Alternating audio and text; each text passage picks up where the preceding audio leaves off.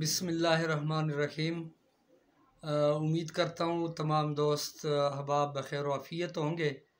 आज मैं मीडिया के तवस्सुत से एक पैगाम दे रहा हूँ अपने तहसीलुगी के तमाम दोस्तों भाइयों को कि 19 सितंबर को जमात इस्लामी पाकिस्तान गवर्नर हाउस पेशावर के सामने एक मुज़ाहरा करेगी, एक धरना देगी। इस वक्त हमारे मुल्क में जो बिजली की मद में जो नारवा टैक्सेस आयद है और जो महंगाई की लहर है उसके ख़िलाफ़ जमात इस्लामी ये मुज़ाहरा करेगी। मैं तहसीलुगी के तमाम दोस्तों भाइयों से मेरी गुजारिश है कि आप हमारे साथ इस काफ़िले में शरीक हो जाए और इस ज़ालिम और नाअहल हुक्मरानों से अपना हक मांगे जो इस वक्त IMF और वर्ल्ड बैंक के ग़ुलाम बने हुए हैं।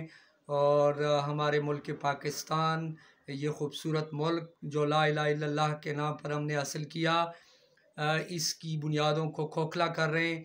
तो इसी हवाले से ये हम सब का मसला है। ये न सिर्फ जमात इस्लामी का मसला है बल्कि हम तमाम पाकिस्तानियों का मसला है और हमारा हक है।